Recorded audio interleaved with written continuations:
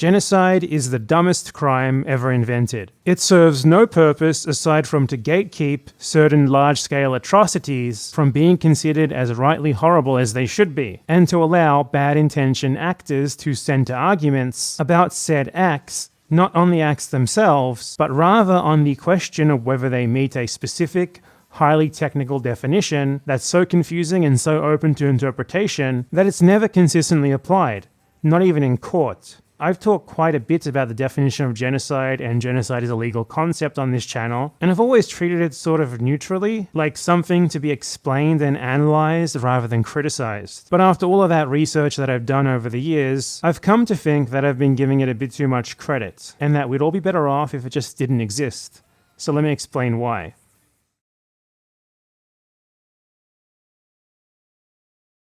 This video was made possible thanks to my supporters on Patreon and Ko-fi. If you like it and you'd like to see more like it, consider heading over there and supporting me yourself.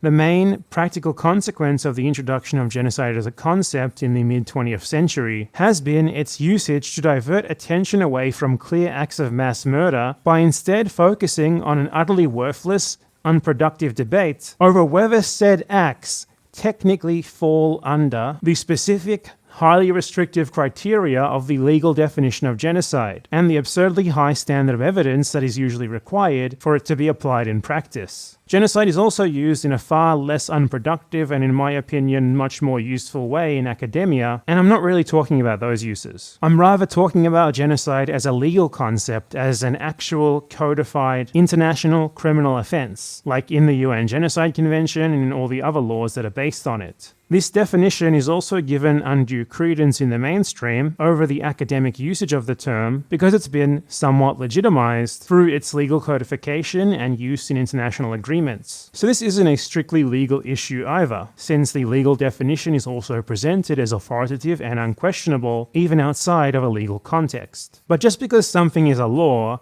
that doesn't mean that we should afford it some default legitimacy, and not be willing to interrogate whether it's just, and whether its existence really serves any useful purpose, or even if its effect is just flatly negative. In the case of genocide, the word has come to be conceived in the common parlance as just sort of the worst crime ever. Most people understand it in a pretty basic way, as the mass murder of a whole lot of people, but that's pretty far away from how it is actually defined legally. So this creates a situation where the perceived severity of some of the most heinous acts imaginable can be downgraded in the public perception, both through pedantic arguments about whether they meet the technical definition of genocide, and by court rulings that find that they do not meet the legal definition, or the absurdly high standard of proof that is required to rule them genocide. This also opens up a convenient argumentative strategy for people looking to downplay, deny, or apologize for such crimes. They can take advantage of the public perception of genocide as the absolute worst crime in existence, which is commonly thought to be in its own tier of crime that is above all the others, and the obvious power that it thus holds as an announcement by appealing to the legal definition to gatekeep the usage of the term, and thus attempt to soften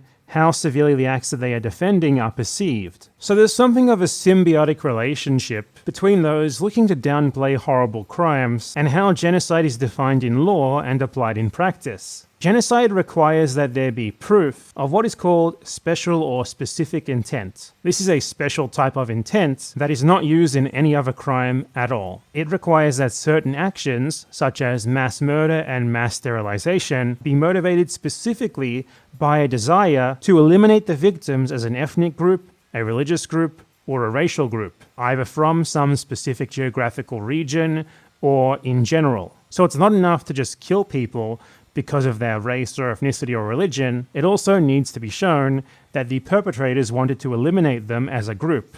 This can lead to some pretty ludicrous situations quite often. Let me provide a hypothetical that illustrates this. Let's say that people from ethnic group A force 10,000 people from ethnic group B into a pit and then open fire, murdering them all. There's no other evidence that they did this solely due to their ethnicity, nor because they wanted to entirely eliminate them from the area because of their ethnicity. The perpetrators could, therefore, easily be found guilty of 100 different crimes against humanity, like 10,000 different counts of common murder, and a plethora of the most heinous war crimes, and even the crime of extermination, which is precisely what it sounds like, but not genocide. Most of the crimes carry the same sentence of 15 years to life, making most of them, past the first few, unpractical to pursue aside from their symbolic value. Nonetheless, to absolve them of genocide would be to deny the usage of a symbolically powerful label to the victims of what is clearly a heinous massacre of a whole lot of people who were all suspiciously from the same ethnic group.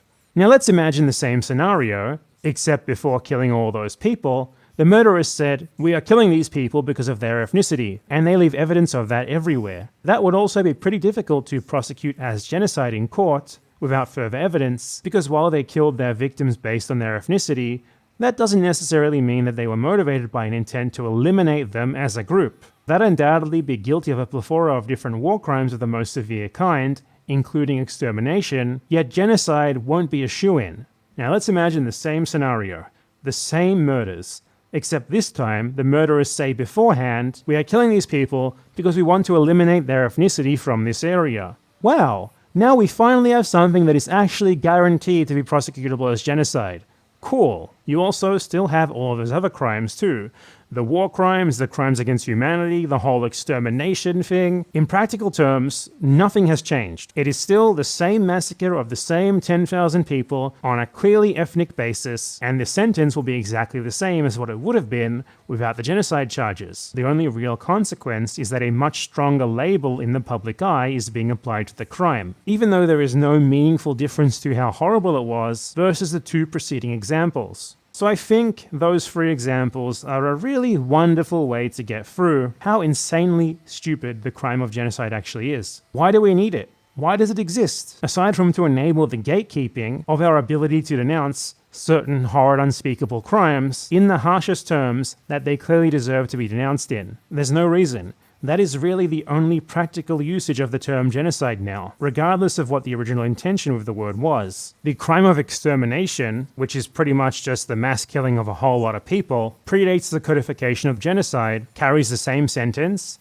is much more in line with what most people think when they hear the word genocide, and serves an actual practical legal purpose that genocide does not. It makes it easier to prosecute people who are not directly involved in mass killings, but who nonetheless help to carry them out or order them, in situations where it might be too complicated to prosecute them for murder straight up. Genocide, by contrast, does nothing, because if you are guilty of genocide, you are de facto already guilty of extermination, persecution, which is another crime quite like extermination, and like 50 other crimes against humanity and war crimes. You are already going to jail for as long as the judge wants. So all the bases are already covered, and putting genocide on top of them adds absolutely nothing, aside from potentially contributing to a public perception that, as in our example, rounding up 10,000 people and murdering them isn't quite that bad because it doesn't technically qualify for the genocide label. During the trials for war crimes carried out in the former Yugoslavia in the 90s, it was actually specifically noted by the judges that the sentences for genocide, extermination, and persecution were the exact same. So genocide is just entirely unnecessary.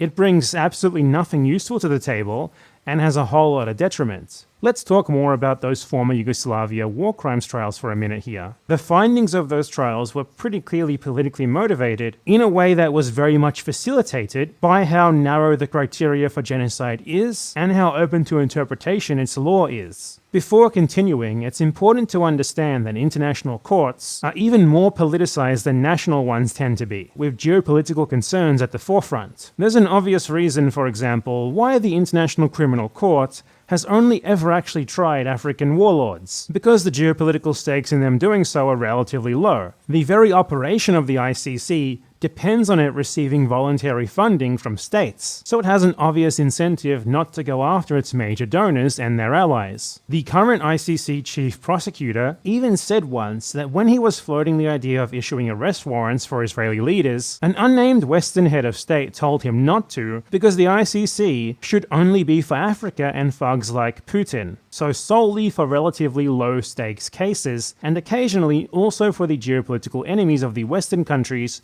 who provide most of the ICC's funding. The ICC is the international court that is meant to specialize in prosecuting individuals. The other major international court, the UN's International Court of Justice, is an arbitration tribunal for disputes between states, rather than for criminal matters, and it is politicized in an even more transparent way than the ICC is. The judges on the court are, in the first place, chosen from a list of candidates who are put forth by the governments of their respective countries, which is one clear political element, and their appointment is subject to them being voted in by the highly undemocratic Security Council. And once they pass those filters, they then, as you would expect, have a tendency to vote in line with their own country's geopolitical interests. For example, in a recent ICJ case by Ukraine against Russia, guess if the Russian judge voted in favor or against Ukraine? Yeah, he voted against. Never could have seen that one coming. And in a famous case against the USA by Nicaragua in the 1980s, guess which of the judges voted against pretty much everything that was bad for the USA? Did you guess the American judge? You are correct. So we should not treat international courts and their findings as objective and apolitical, and as if they aren't subject to pressure that could influence their decisions. We shouldn't do that for national courts either, but with international courts, it's really even worse. I for a long time had this video planned where I was going to go through all of the rulings in the genocide cases for the war in Bosnia and explain why many of them were bullshit. I was going to go into minute detail in dozens of different cases to argue that the tribunal had no internal consistency, even with its own rulings, and seemed to have been really conservative with the ruling of genocide in ways that made no sense, given the clear evidence and the precedents that they were operating on. The judges seemed conscious of the political and social power of the genocide label and chose to be as guarded with it as possible. But all that I could think of while working on that video idea was, what the hell am I doing with my life? It felt like a massive waste of time to go through all that technical stuff and all those trial documents, which, let's be real, most people would find super boring and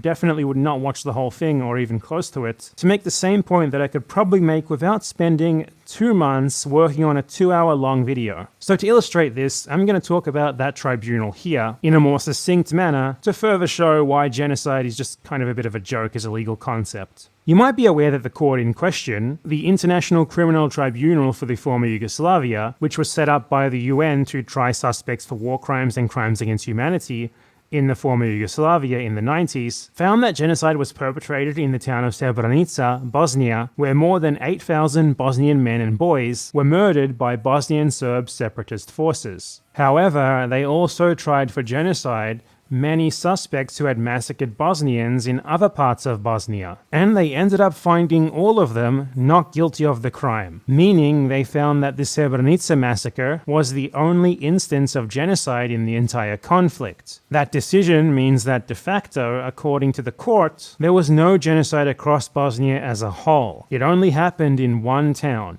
It's a very peculiar finding, given that the Serbs carried out similar massacres to that one all over Bosnia all throughout this same time period. They were massacring and deporting Bosnians everywhere as part of an openly declared campaign that they were waging to turn Eastern Bosnia into a state that would only have Serbs in it, which they could then later unite with Serbia proper.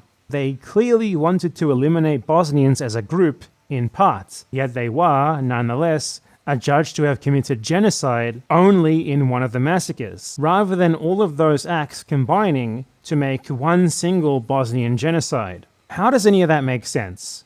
Well, it quite simply doesn't. And the justifications presented in these cases is just as contradictory as you would expect. In some cases, for example, genocide convictions were thrown out on appeal despite no new evidence being presented at all, simply because the judges seeing the appeals interpreted the many different and highly subjective elements of genocide law differently to the original trial judges. It basically came down to the personal preference of the judges and nothing more. In one case, the trial chamber made a judgment, which, if it had stood, would have meant that genocide had in fact occurred outside of Srebrenica, such as in Zepa, another town, and in eastern Bosnia as a whole. But this was then overturned on appeal in a ruling that stated, even though it was overturning the finding that genocide had happened in Zepa, that the people of Zepa and the Bosnian Muslims of eastern Bosnia in general were still victims of the genocidal enterprise in spite of the ruling that there was no genocide. How are you a victim of a genocidal enterprise when no genocide happened? How did judges possibly rule in a case's final appeal that there were victims of a genocide that occurred throughout eastern Bosnia in the town of Zepa and in a bunch of other towns, yet also make a final ruling in that same judgment which overturned a previous genocide conviction that there was actually no genocide in those places. There were victims of genocide, but no genocide. Doesn't seem to make much sense, does it? Because it doesn't. There are a plethora of intensely stupid inconsistencies like that, all throughout the rulings of the tribunals for the former Yugoslavia. Another one, for example, is that in the Srebrenica case, they found that mass forced ethnic deportations were genocide by themselves due to the irreparable mental harm that they caused to the group as a whole. Yet in other cases, in other places where the exact same act with the exact same motivations was carried out, they came to the opposite conclusion every time. And the only logical explanation for this stuff is that the definition of genocide is so weird and so completely out of line with other laws that it enables these sorts of dumb and inconsistent rulings. And when you enable that sort of thing, it's of course going to be abused, because all of this was mired in geopolitics. Serbia, in spite of the Serbian national narrative of being persecuted by NATO, had always actively been favored by the Western Bloc, who hoped to avoid the formation of another independent Muslim state in Europe in Bosnia. But eventually, they were begrudgingly forced into taking action against Serbia after they had already sat by for years and years, doing absolutely nothing as they massacred Bosnians in droves. And this prior support/sympathy for Serbia meant that they could not be punished too harshly. Legally declaring that a Bosnia-wide genocide had happened, regardless of how illogical it would be to not declare as such, would have been way too much of a blow to the Serbian national ego and would have had profound geopolitical consequences. It would, for example,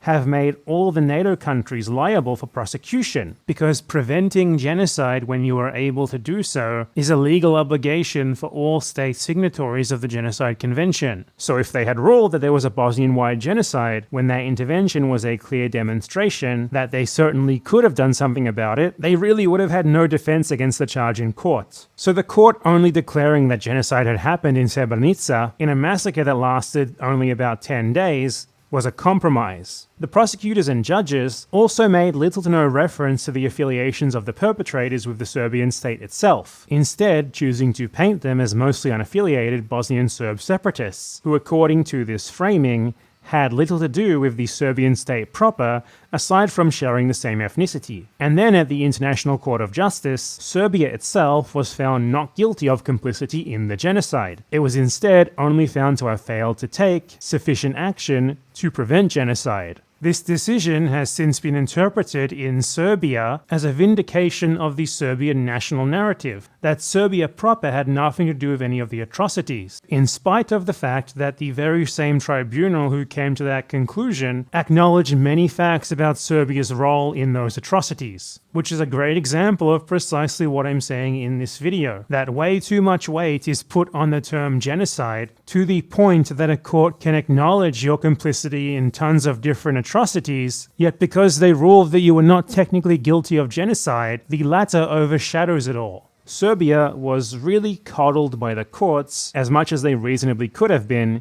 given what had been done and how clear the evidence for all of it was. Another truly crazy thing about this is that the perpetrators of the Bosnian Genocide knew all about how to exploit the technical definition of the word in advance. There were actually discussions in the Bosnian Serb separatist parliament beforehand where they freely talked about how to best mask their rhetoric so that their planned killings and expulsions of Bosnians would not be considered genocide under the legal definition and thus be more readily accepted geopolitically. The definition is so particular that even the perpetrators were scheming beforehand on how to get out of being accused of it while they were planning to carry it out. And even crazier is that it actually worked in court. So much so that the transcripts of these discussions from the Bosnian Serb parliament, where they were very clearly talking about how they could use euphemisms to make their planned mass killings and expulsions of Bosnians not sound like genocide, were interpreted by the courts instead as evidence that some of the accused didn't have genocidal intent.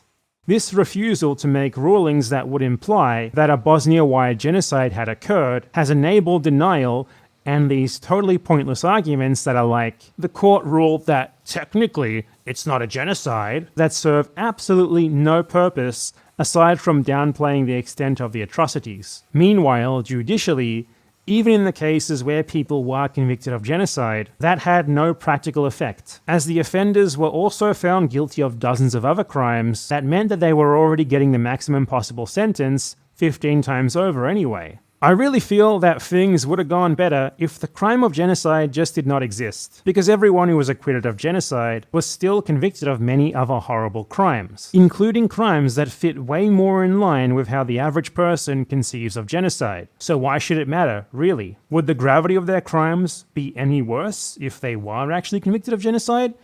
I don't think so. Things would be way better if we were instead satiated by just pointing to the countless other convictions for crimes against humanity and war crimes as sufficient evidence of the gravity of what had been done in Bosnia, without longing for the affirmation of an arbitrary label that we have been convinced is needed for a truly meaningful denouncement of such crimes. A particularly ridiculous anecdote that I've wanted to talk about for a very long time, which resulted from all of this, was the trial of Goran Jelicic, a Bosnian Serb police officer. Jelicic went by the name Serbian Adolf Hitler, and he tortured and murdered dozens of Bosnians at a concentration camp. At his trial, his first words to the court were, "Hello, I am Serbian Adolf," and he openly admitted that he had killed Bosnian Muslims because he hated Bosnian Muslims and wanted them to die.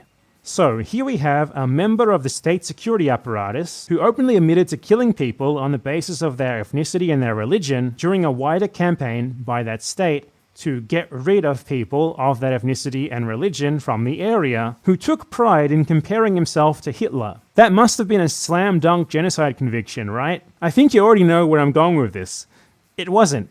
He was found not guilty of genocide. This was because, according to the court, no genocide had occurred outside of Srebrenica. Jelisic's crimes were committed in a different town, and since the court decided that there was no Bosnia-wide genocide, he could not be found guilty of the crime. The self-proclaimed Serbian Adolf Hitler, who massacred Bosnians because they were Bosnians, as part of a concerted and organized military campaign to kill and deport Bosnians, was ruled not to be a genocider. I think that's about as good of an announcement of the crime of genocide as there could ever possibly be. All of this is why I think it's actually quite a good thing that the recently proposed International Criminal Court arrest warrants for Israeli officials for crimes that they have committed in Gaza do not include genocide charges. Rather, they are charging them with crimes like persecution and extermination, along with a bunch of other lesser stuff. That is a good strategy in my book. Not because arguing that they have committed genocide is not possible, it very much is, and I've done so myself, but rather because there's just not really much of a point in doing so. It's so massively subjective, and Israel is so well protected by so many powerful allies who have a great influence over the international justice system that the social and political risk of doing so is just way too high. Because a court funded by a bunch of Israel's allies is probably not going to find it guilty of genocide. Hell, it would already be a miracle if the court actually decides to issue the arrest warrants in the first place. That still hasn't been done at the time that I record this. Even if Israel's leaders ended up being acquitted of genocide, while being found guilty of a crime with a name so ominous as extermination, for which they would undoubtedly be sent to prison for life all the same, propaganda could just fixate on the former while ignoring the latter. So it's really better to just not even bother with genocide charges, because an acquittal for genocide could risk overshadowing a bunch of war crimes and crimes against humanity convictions. And the ICJ case against Israel is even worse, because that court is even more politicized than the ICC, and its purview is way more limited. It is an arbitration tribunal solely dedicated to resolving disputes between states based on existing treaties and international agreements. So it's not even a real criminal trial, and it's not judging anything except whether Israel has technically violated what it agreed to when it signed the Genocide Convention. So unlike the trials against Serbian leaders for the Bosnian Genocide, if the court votes against the ruling of genocide, they have no power to then say, but there was still extermination or any other war crime or crime against humanity. It can only make the determination of genocide or no genocide. And that would make such a judgment even easier to misinterpret as some sort of total absolution of Israel, when in reality that would be worth even less less than O.J. Simpson's not guilty verdict. And such a ruling is definitely a possibility, because it would be incredibly naive to treat the ICJ as if it's an unbiased court that is going to actually make a real objective decision, rather than a political entity with already biased judges who are part of an international system that never ever actually holds Israel accountable, who will surely take advantage of how subjective and open to interpretation genocide law is to justify whatever politically motivated decision they end up coming to, or are pressured into. So I am declaring jihad against the crime of genocide. I'm issuing a fatwa against it. I got something to say to you, crime of genocide. You are now my enemy. It's very transparently a stupid crime, and there's nothing meaningful that we gain from its existence judicially, while the social and political detriments are many. I'm not trying to start some sort of movement to totally abandon genocide or anything. I think it's just way too ingrained in our heads as the worst crime of all for that to be an option. And I mean, I'm a YouTuber. How am I gonna combat that anyway? How am I gonna change the perception of billions of people? But I do favor wider definitions of the term, like those used in academia, and I just don't really think it's a good idea to put much stock in judicial rulings on it one way or the other, given how comically inconsistent such rulings can be, and how sometimes even the same ruling can just plainly contradict itself. So I think it is at least important that we're aware of these problems and talk about them. Basically, when people appeal to the UN definition of genocide, or the legal definitions of genocide that are based on it, or even court cases regarding genocide, I don't think we should really put much stock in it, even if what they're saying isn't necessarily wrong, because the definition itself is just kind of a joke. It's especially important not to let obnoxious nerds let you get bogged down in some discussion about whether something is technically a genocide or not, rather than ensuring that we focus on discussing the actual acts themselves and the gravity of them. Though given the power that the genocide label has in everyone's minds, and how convinced a lot of people are of the ridiculous notion that international law means anything, that might still be difficult, because we're conditioned to believe that blowing up a bunch of babies isn't as bad if it can somehow be argued down from being genocide, and instead to only fit the definition of like 48 different war crimes and 36 crimes against humanity. It's a political term, not some sort of objective neutral one, and we should stop treating it as if that's not the case. It's a crime that is mostly enforced in politicized international courts, and which was even defined in the first place as the result of a plainly political process in which a bunch of countries argued and voted on how the law should be written based on their own political interests. It serves no practical judicial purpose. All that it does is give the worst people a red herring to waste your time with, and hand paid-off, biased judges the power to make an incredibly powerful symbolic judgment completely arbitrarily. We would all be better off without genocide. Anyway, if you like this video, subscribe to my channel, and consider supporting me on Patreon and Ko-fi. Without the support from you guys over there, I would not be able to make these videos. Thanks very much for watching, and I'll see you next time. Thank you very much to all of my monetary supporters for their support, and especially my $25 plus supporters: Gel Cribson, Brosnan, Ace Malad, Robocomi, Exos, Qualia, Mlog, Osman Malik, Tim Wilworth, Lucian, Jacob Gara, Yamakomat Yahabib, CW, Geordie, Tricknology 101, and my $10 plus patrons: Christian Corniels, Can't Care Less, XXXX, Eric Mactans, Ugopnik, Nibiru, B, Johnny Rocket, Firefox42, Happy Nephron, Mini Jen, Eric Perkins, Ant, Max Halland, Jack Paul, Kieran Goodwin, Megan Lowndes, Soyborn, Comrade Nat Boulay, Clement Fadge, Hector Obregon, Asma B, Support Libraries, Jizdog, Cockled Badger, T Street, Aramis Goodspiel, Liam Rowe, Abzarosi, Molfak Alamin, Atuin, Mira, and Herculano. Thanks for watching, and see you next time.